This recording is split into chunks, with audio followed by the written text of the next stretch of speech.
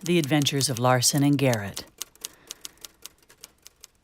The older boy's jaw clenched a few times, same as their dad did when he didn't want to reveal something that might upset them.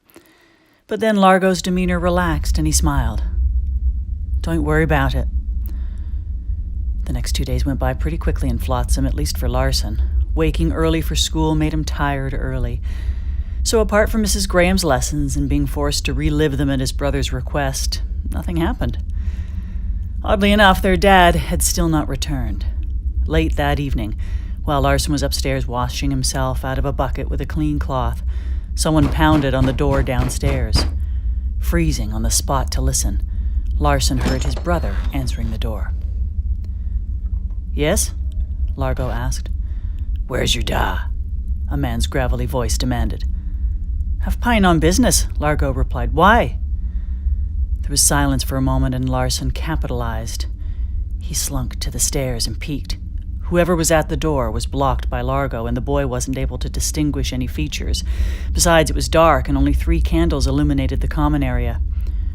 "There's some strange happenings going on," the man said. "I need to speak with your da." "Well, I told you he ain't here." They grew silent again, and Larson skulked down some steps, but one creaked, and Largo turned. He winced at Larson, then gave a barely perceptible gesture with his head in order to go back upstairs. Larson frowned and sat down instead. "Children been disappearing," the man said. "What's that got to do with da?" "Don't be glib, boy," the man grunted, then checked himself. "Sorry, but we both know your da's a retired soldier. He ain't some half-drunk farmer like the rest of us here, born and bred in Flotsam." That bit of news made Larson jump, and he stood, making the stair squeak again. And once more Largo turned, except that time he snapped his fingers at his brother. "Go upstairs, boy!" Larson grumbled, and since his brother didn't turn away, he had no other alternative and went just far up enough to hear without being seen. "All right," Largo conceded. "Let's talk outside." Larson heard the door shut and no more voices. He figured the 2 were speaking outside, so he snuck all the way to the window and pressed his ear against the shutters. "Your dad teach you the sword, right?" the man asked. Suddenly, Larson recognized the voice. It was Mr. Thatcher from town. He was an old man whose son had died years back, even before Larson was born. "Yes," Largo answered, "but I'm not about to go out hunting whoever's taken children. I got my brother to worry over here." "Well, that's why I'm here, but, you know," Thatcher trailed off. "Look, if you're worried about this, put the word out. There ain't so many people in town. Bringing this to light don't solve the problem." "Well, that's just it," Thatcher said. "I don't think it's any of us." "Who'd it be then?" "I don't know. Word is these kids wandered into the forest and vanished. Hunters gathered at Fletcher's yester eve and went out as a party, but they didn't find nothing." "And you wanted Dad to lend a hand?" Largo pried. "Aye, but you could stand in his stead." "No, I couldn't," Largo replied. "Sorry." With that, Largo came back inside. There wasn't any place for Larson to hide, so he just stood there, leaned against the shutter with his mouth open, staring at his brother. "I told you to go upstairs," Largo chastised. "You could go on an adventure like George the Dragon Slayer." "Don't," Largo chuckled. "Don't be stupid. That old Peyton is still up in old woman Graham's schoolhouse, isn't it?" "I guess." Larson shrugged. "There's no dragons and no monsters anymore. They went out with the coming of the Third Age." "Then maybe it's a band of goblins or orcs or ogres looking to eat young boys," Larson cheered. "And what, you're happy about that?" "Well, no. I mean," Larson trailed off and looked at the floor. "Put your clothes on and go to bed," Largo smiled. "When's Dad coming home?" "Go to bed," Largo replied sternly. Sleeping was the last thing on Larson's mind, and he would have snuck out to go on his own adventure if Largo didn't sleep in the same room. Eventually, after wild fantasies of him, his brother, and Dad fighting off scores of monsters, he fell asleep and dreamt about a tree. It was an odd tree, old and twisted and big. There were no leaves on it, and the trunk was dark gray, almost black as charcoal. The tree had a face like an old man, and its 2 long limbs were bent like it had elbows. The thing suddenly lurched right out of the ground, and Larson felt as though he'd been scooped up, but then he was awake. "Get up for school," Largo yelled. "Today's the last day, then you get 2 off to be lazy." Larson looked at his brother. It was the first time he wasn't angry at being awakened. "I dreamt of a tree," Larson said. Exciting, Largo replied, sardonically. It was trying to eat me, I think, but you woke me up. Largo looked at his brother. His long hair was disheveled, but he looked happy or relieved to be awake. Glad I could be of service. Now get yourself ready. Largo insisted again on bringing the boy to school. Larson argued, but his brother's mind had been made up. Upon reaching the schoolhouse, the boy saw the parents had all brought their kids, at least the parents of the younger children. Inside, he sat down at his table with his books and looked around. Everyone, Mrs. Graham, the older kids, and the younger ones, all looked nervous. Larson noted some kids were late. Class started, but they never showed. Larson was too preoccupied with the possibility of an adventure to pay attention in school, and likewise, everyone there seemed too preoccupied to care that no one was paying attention. Twice, Mrs. Graham lost her place in her lectures. An older boy, Michael, had to step in. Before the day ended, when it was time for questions, Larson stood. What's happening to the missing kids? The room grew silent. Mrs. Graham's smile flickered. That's not for young boys to worry over, Larson. Go home, and everyone study your books, she said nervously. Larson frowned. When he left the building, he saw all the parents were there waiting for their kids, but his brother wasn't there. So Larson went to Mr. Thatcher's house. It was on the way home anyway. He knocked on the door, and old Mr. Thatcher answered. He was wearing a leather tunic that hung on his time-worn body. White whiskers grew over his upper lip, and his short but scruffy beard gave the look of someone with very little patience. You're Matthew's boy, the little one, he smiled, a gap-toothed grin. Larson. Right, Thatcher breathed. What are you doing here? You told my brother kids were disappearing, and you said my dad was a soldier. Thatcher rubbed the white scruff on his chin and looked off towards the tributary. You should go home, he finally said. It ain't safe no more. They stared at each other for a moment, then Thatcher figured it best to walk Larson home since Largo wasn't around. Strolling past the sparse, thin pines out of town east to the farms, Larson and Thatcher looked at the crops.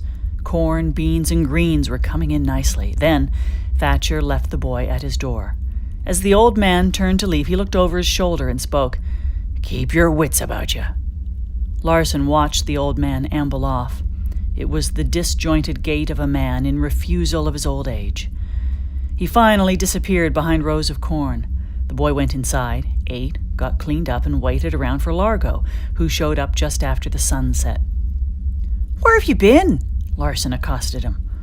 Out, Largo answered, and tossed a short sword, still in its sheath, onto the table with a clamor. Larson had only seen that sword once. He looked at it, then at his brother. You went out to look for the kids? Larson said in surprise. Largo winced and vacillated before replying, Yes, but there ain't nothing out there. Everyone's scared. Thatcher even walked me home. I should have been there for you. It won't happen again, Largo sighed. Don't be silly, Larson howled. These people are farmers, not soldiers like that. And you know how to fight, don't you? Don't worry about that. Besides, they got hunters in town. Those fellas can track better than I can. What are they tracking? Largo remained silent. He looked at his brother for a moment, then grabbed something to eat and a bottle of wine. You're not supposed to drink that, Larson snipped. Well, Dad's not here to say so shut up, Largo joked. He's not coming home, is he? Larson whispered and looked at the sword. Sure he is. He's just held up or something. You know something. No, Largo sighed. And that's what bothers me. Can we go to Half Pine tomorrow? And who'll look after the house? They both grew quiet. Hours went by. Larson had never seen his brother so impassive. There was a look on his face he'd never before witnessed. It was like confusion and determination. Once, Larson started to nod off. A knock on the door rallied his attention. Even Largo jumped. He then hopped off nimbly to answer the door. Larson trotted behind. Go upstairs. Oh, who am I kidding? Largo said and opened the door. It was Thatcher again. What is it? The old man came in and everyone sat down at the table. Another child gone missing, the old man started with a trembling voice. The Gettys girl. Her older brother saw her wander off towards the woods to the north. He ran in after her but couldn't find her. Thatcher grew quiet and fought to hold back tears. This ain't normal. Vanishing kids is never normal, Largo corrected. I mean, these kids ain't being taken. They're wandering off on purpose. Anyone find anything? No, but they're talking about gathering everyone at the schoolhouse with Mrs. Graham and a few townsfolk, keeping guard over the children. I volunteered to help at that end. What's the plan? Largo asked. Thatcher sighed and rubbed his scruff before saying, Well, the children are kept together and safe. The hunters are going out to track the girl. They won't be back until they find something. And you want me to go with them? Largo said, more than asked. Thatcher's gaze pierced Largo's eyes. People need you. Children need you. At the rate we're going, whatever's out there is going to destroy this town. Whatever's out there? Largo howled argumentatively. There's no more monsters, damn it. Who are you to make that call? Largo was stunned. But there can't be. Well, this ain't men or orcs or dwarves, is it? Something's luring these kids away into the forest, and short of burning it down to the ground, we don't know what else to do. Strangely enough, whatever this is don't seem to pose a threat to adults, so you should be safe. You've got to go, Larson interrupted. Dad would go. Largo clenched his jaw a few times. Larson cocked an eyebrow. I'll get my books. You go get your sword and we'll go to the schoolhouse, Larson stated. At that moment, the boy looked just like their dad. Largo smiled involuntarily. Larson's jaw was smaller and he was a pint-sized duckling, but the eyes were the same, fierce, with purpose, even though it wasn't him going out to fight. Dad says when people ask you for help, you've got to do it because one day you or someone you love will need help, and you'll wish everyone would get together to help you, Larson said. Largo turned back to Thatcher and nodded. All right. The three readied themselves, and in the middle of the night, they marched to the schoolhouse. Even before arriving, they noticed the light shining through the school's windows. Several people were gathered just outside. Some bore torches. Go inside, Largo told Larson. The boy maintained a stiff upper lip and passed the adults. Within the school's walls, Larson saw the multitude of children. There were almost 24, ranging in ages from infants to perhaps 13. The oldest child who'd disappeared was only 9, but no one wanted to take any chances. So everyone old enough to grab a sword, dagger, axe, or bow claimed a weapon and journeyed into the forest. Larson, the boy called. Michael, one of the older boys in Mrs. Graham's class, was sitting at the tables. Larson joined him. They glanced at the other kids and the few older adults and women. Some of the women had apparently joined the hunting party, leaving only 6 adults in the schoolhouse, including Mrs. Graham. Don't be scared, Michael finally said. I'm not, Larson whispered. I want to help. When you're older, Michael smiled. Michael was slender with long, dark hair. His clothes looked like they'd belonged to someone else, but he was firm and nice. All right, children, Mrs. Graham announced. There's no reason to fret. To keep our minds busy, we'll go ahead and start on Monday's lesson plan. Groans followed suit. She then instructed those who had their books to open to a certain page. Most of the children had to share as they'd come unprepared. It didn't really matter. While Mrs. Graham haphazardly started teaching, most of the boys tried to listen to the other adults. They were speculating about goblins and orcs or ogres, the common child-eating monsters. Someone suggested it was a troll because they only hunt at night. Sunlight turns them to stone, an old man said. It don't turn them to stone, Mr. Thatcher argued. That's an old wives' tale.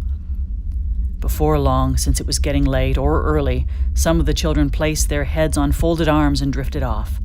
The slow progression of time was grueling. Larson was antsy, but he was also tired. He rifled through the pages of a large book with a green leather cover. He couldn't quite make out the title. Leon's Triumph? He asked himself. Leon's Triumph, Mrs. Graham corrected in a whisper. Larson looked up at her and she smiled, providing that safe feeling. It's about a brave knight who defeated an army of the undead for his king. Undead? Larson asked. Like skeletons? Like skeletons, Mrs. Graham acknowledged. Can you read it to us? She smiled again and nodded.